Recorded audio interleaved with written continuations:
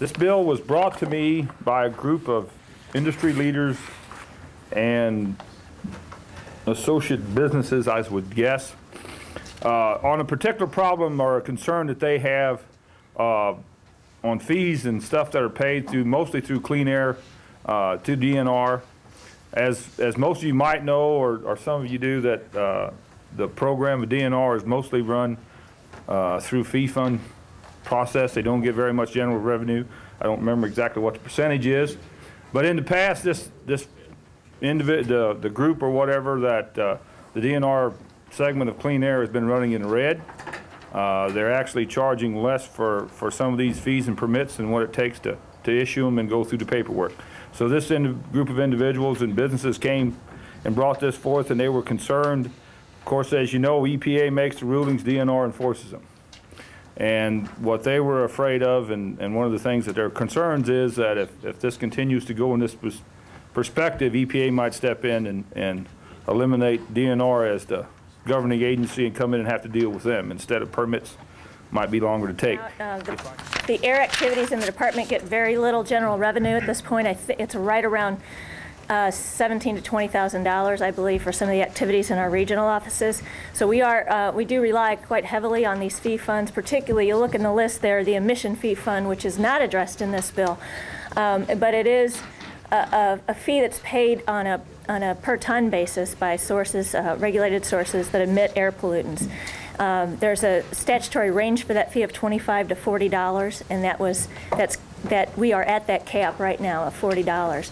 And over the past several years, our stakeholders have been concerned about the emission fee increases that have been occurring, and they have wanted to try to find some alternative sources of revenue for the program. So I think that's part of the genesis of why some of these groups got together and tried to look at options for providing additional revenue without raising that cap. I think that's part of the overall goal, is not raising that $40 cap that exists in the law. We've been actually discussing this bill with the representative and trying to figure out where this is going and how it's going.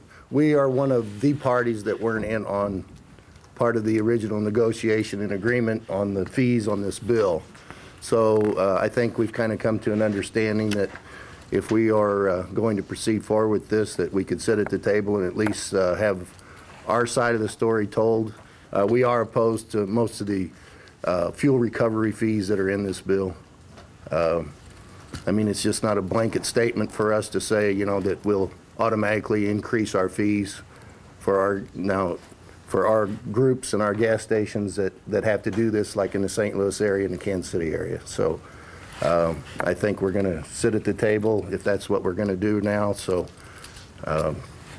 that's basically our opposition to it right now. So. Our testimony isn't necessarily specific to this bill. It's specific to the concept of fee increases. Something that we looked at over this past year is the reduction that has come to the Department of Natural Resources in general revenue dollars in about the last 8 to 10 years. That's totaling somewhere in the neighborhood of $18.5 million that have been reduced in general revenue appropriations to the department.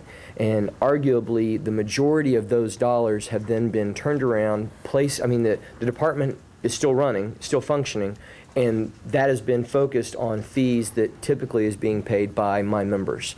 Those are fees that, as you heard from Mr. Parrish before me, that get trickled down into the system and then become a cost on the consumer. It seems like whenever we're looking for a way to solve the problem, we simply increase fees at the Department of Natural Resources, and whether it be inside of that department or any other department, fee increases continue to go up on my members. And so this is something that we're not necessarily opposed to the work that's come forward by the representative. We're just simply opposed to fee increases generally. So that